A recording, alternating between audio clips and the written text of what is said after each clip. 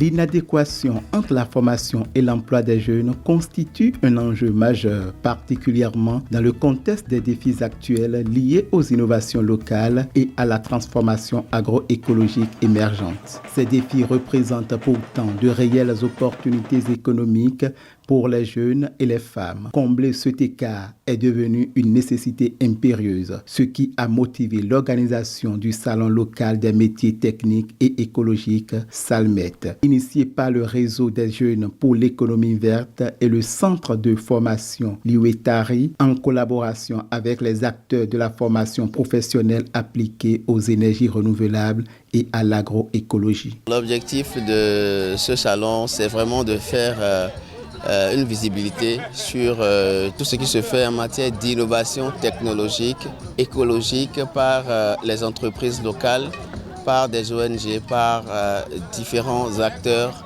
dans le département de la Takora. Faire la promotion de toutes les formations, formation initiale, formation modulaire, formation itinérante, pour permettre aux jeunes d'avoir un savoir et de pouvoir créer de la richesse. Cette première édition du Salmet s'est donnée pour mission de rendre visible cette technologie et de susciter l'intérêt des jeunes pour des formations menant à une insertion professionnelle réussie dans des métiers durables à la croisée des enjeux écologiques et agricoles. Et ces genres d'initiatives, je pense qu'il faut les répéter.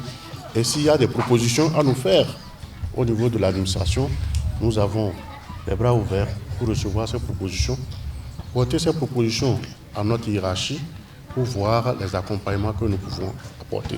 Que le salon local se vive intensément, qu'il profite à chacun de nous et qu'il annonce les couleurs d'un développement. Ce cadre a été celui de l'échange, de la démonstration et de la valorisation des innovations locales, notamment des nouveaux métiers porteurs. Autant de pistes concrètes pour impacter le développement et réduire substantiellement le chômage des jeunes. Si on peut organiser au cours du salon des descentes des élèves comme des excursions, ils sortent, ils viendront voir. Et des artisans seraient en train de travailler, ne serait 10 minutes, ils vont poser des questions. Je pense que ça va susciter l'engouement à leur niveau. Les métiers peuvent également être valorisés pour avoir le même ou la même considération que les métiers administratifs. Quand l'État va arriver à ces niveaux de décision, je crois que ça va booster aussi les métiers. Saisissez les opportunités, restez à l'affût des opportunités et je pense qu'ensemble, on sera toujours relever notre pays, qu'est le beau Bénin. Pendant 3 jours, le salon a été un lieu d'échange et d'action. Des panels ont débattu de l'avenir des métiers verts dans la Takora, du rôle des politiques publiques pour l'emploi. Ce genre de panel permet de savoir ce que l'État fait déjà, les avancées par rapport à l'État, de savoir également toutes les ouvertures possibles qu'il y a au niveau de la Chambre des métiers, de l'artisanat, au niveau des métiers de façon générale. Aussi de savoir ce que des organisations font déjà à travers des projets comme le Profop et autres, ce qu'ils font déjà sur le terrain. Je voudrais que ça se répète chaque année, qu'on invite plus les parents à sortir voir ce que les entrepreneurs font. Je suis très honoré parce que ça me permet de montrer les différents services que Eritech Bénin offre à ses différents partenaires.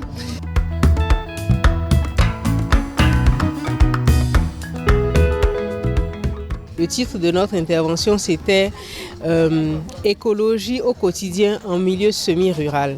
Notre but, c'était de montrer aux gens qu'il y a énormément de choses qu'on peut faire au quotidien pour vivre en harmonie avec la nature, en fait. Donc, c'est ce que nous sommes venus partager avec les enfants principalement et les mères de famille également. Afin de promouvoir l'adoption de ces innovations technologiques, des séances de démonstration ont permis aux nombreux visiteurs de toucher du doigt les réalisations et leur application concrète. C'est très ingénieux pour des gens qui n'ont pas un niveau, permettez-moi, un niveau scientifique élevé. Si nous ne créons pas de nouvelles technologies, nous continuerons d'avoir des problèmes, mais nous n'aurons pas de nouvelles solutions aux problèmes que nous avons. Le foyer là est très bon et c'est bon à cuisiner et c'est très rapide. Nous avons d'abord de très bonnes technologies qui ont été présentées et qui ont permis aux jeunes de voir qu'ils peuvent innover eux-mêmes et créer des technologies, créer des produits, délivrer des services qui sont basés sur la nature, mais qui aussi peuvent leur permettre de gagner leur vie, de s'insérer professionnellement. Au thème de 3 jours d'activités intenses, les organisateurs du salon peuvent se féliciter des résultats obtenus. Nous estimons que nous avons réussi parce que les jeunes ont été intéressés, les acteurs politiques sont venus pour contribuer massivement aux différents panels. Nous avons eu plusieurs exposants, une vingtaine d'exposants qui ont exposé sur différents métiers qui sont en vogue dans la Takora.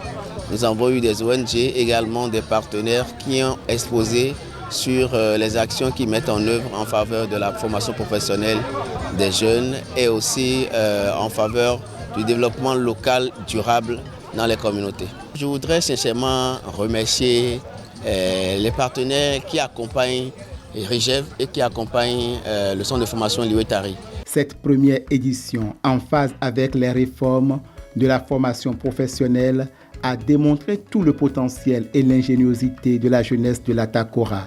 Des innovations prometteuses à soutenir et à perfectionner pour qu'elles profitent à tous. Le Salmet a ouvert la voie.